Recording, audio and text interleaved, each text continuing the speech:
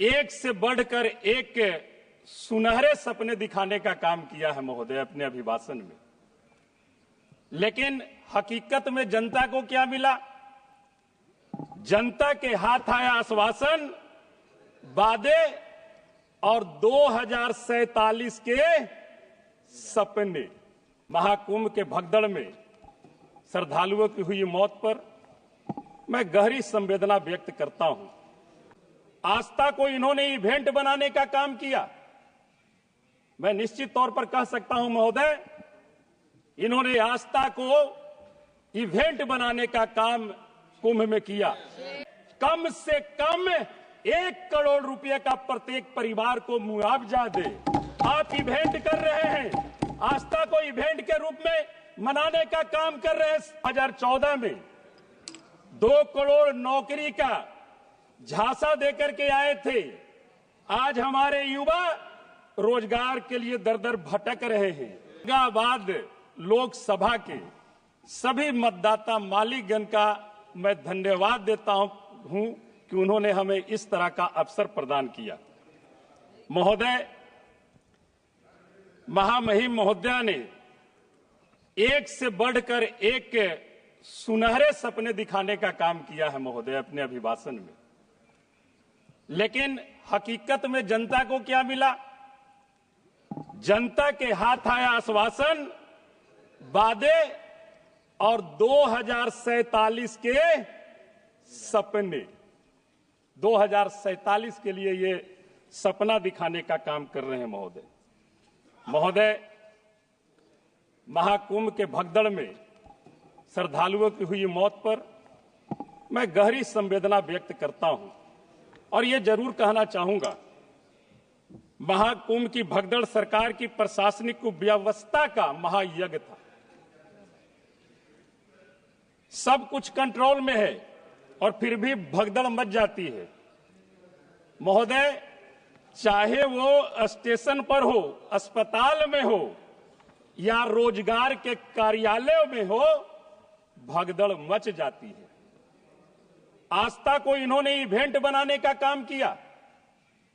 मैं निश्चित तौर पर कह सकता हूं महोदय, इन्होंने आस्था को इवेंट बनाने का काम कुंभ में किया और लोगों को इवेंट के बहाने श्रद्धालुओं की भीड़ तो वहां पर जुटा ली, लेकिन कुव्यवस्था के कारण अनेकों श्रद्धालुओं ने अपने जान गंवा दी।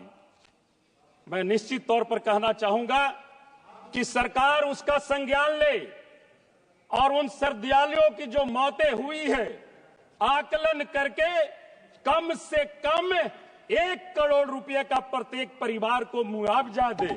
आप इवेंट कर रहे हैं, आस्था को इवेंट के रूप में मनाने का काम कर रहे हैं। करोड़ों आप कमा रहे हैं और श्रद्धालु अपना जान गंवा रहे हैं। महोदय, हम ये जरूर कहना चाहेंगे, गार्जियन है आप हमारे, हम लोग नए सदन में आए हैं, आप लोग सीनियर हैं, आप लोगों का तो हम लोगों को संरक्षण मिलना चाहिए। हम चाहेंगे कि जो बातें हैं वो आएगी सामने। हम ये जरूर कहना चाहेंगे महोदय, सरकार अर्थव्यवस्था कहती है कि फल फूल रही है, लेकिन जनता की जेब खाली हो रही है। बेरोजगारी 8% से बढ़कर 8.3% हो गई है महोदय। हम निश्चित तौर पर कहना चाहेंगे, 2014 में 2 करोड़ नौकरी का झांसा देकर के आए थे। आज हमारे युवा रोजगार के लिए दर दर भटक रहे हैं और सरकार ये 2047 का सपना दिखाने में मगन है महोदय। किसान सम्मान योजना 6,000 रुपया प्रत्येक साल किसानों को दिया जा रहा है और ये आशा करते हैं कि 12 लाख इनकम की उम्मीद करते हैं। ये 6,000 रुपया हर एक किसान को देने का काम खाते में ये कर रहे हैं और 12 लाख इनकम की उम्मीद कर रहे हैं। आधी आबादी को 5 किलो राशन ये फ्री में देने का काम कर रहे हैं। और 12 लाख इनकम की उम्मीद ये लगाए बैठे हैं। ये किस तरह का सरकार है महोदय? आप कहते हैं कि अभी आधी आबादी गरीबी रेखा से नीचे है, मैं उन्हें 5 किलो अनाज देने का काम कर रहा हूं।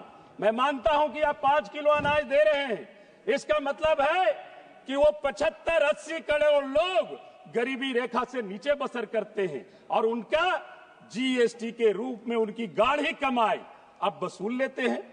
अगर आप रियल में गरीबी उन्मूलन के लिए काम कर रहे हैं तो उन 80 करोड़ लोगों को आप जीएसटी फ्री का एक कार्ड बना करके बांटने का काम कीजिए, तब मैं समझूंगा कि आपने जो 5 किलो अनाज जो देने का काम कर रहे हैं वो सही होगा। आप जीएसटी के लिए फ्री एक कार्ड बांट दीजिए। आपके यहां तो सारा आकलन किया हुआ है महोदय। मैं कहना चाहूंगा, बिहार का नाम महामहिम के अभिभाषण में बड़ा ही जोर शोर से गूंजा महोदय। इस बजट में भी वादों का कटोरा मिला। कोई विशेष आर्थिक पैकेज इसके पहले घोषणा हुई, कोई ठोस निवेश नहीं, बस चुनावी भाषणों जैसी घोषणाएं हुई है महोदय। हमारे माननीय अभिभावक बैठे हुए हैं, हम उनका सम्मान करते हैं। हमें याद है बिहार को विशेष राज्य का दर्जा के लिए माननीय हमारे अभिभावक, हम सब लोग, बिहार के तमाम लोग हस्ताक्षर अभियान चला करके और पटना से लेकर के यहां हस्ताक्षर की कॉपी हम लोग महामहिम महोदया को सौंपने का काम किया था।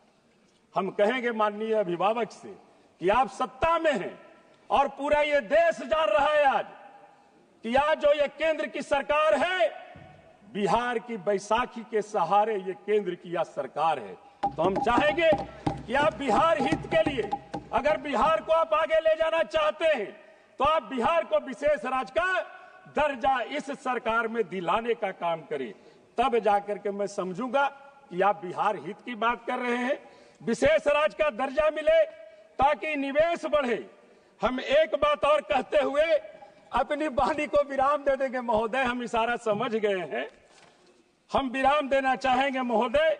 हम चाहेंगे कि 139 पटना से जो विक्रम होते हुए अरवल, दौलतनगर, ओबरा, औरंगाबाद होते हुए हरिहरगंज को जो NH 139 जोड़ती है हरिहरगंज तक, उधर झारखंड में 4 लेन बना हुआ है। इसके पहले की सदन में माननीय मंत्री जी ने कहा था कि इसका DPR हम बहुत जल्द बनाएंगे, उसका जल्द निर्माण का काम स्टार्ट हो। और गया एक इंटरनेशनल पैलेस जगह है महोदय, ज्ञान स्थली भी है और मोक्ष की भी धरती है महोदय। गया में दक्षिण बिहार केंद्रीय विश्वविद्यालय है महोदय।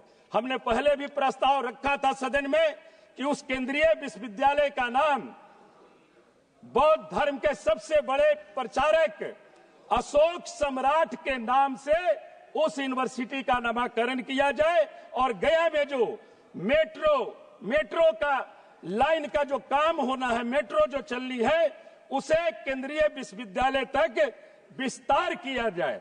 झारखंड में कुटकुंड डैम में फाटक जो कई को वर्षों से लंबित है, उस फाटक को लगाने का काम किया जाए। हरियाही सिंचाई परियोजना को जल्द से जल्द चालू कराया जाए। और महोदय, जातीय जनगणना तो नहीं आप करा रहे हैं, कम से कम जनगणना तो करा लीजिए। जनगणना के कितने साल हो गए, मत कराइए जातीय गणना।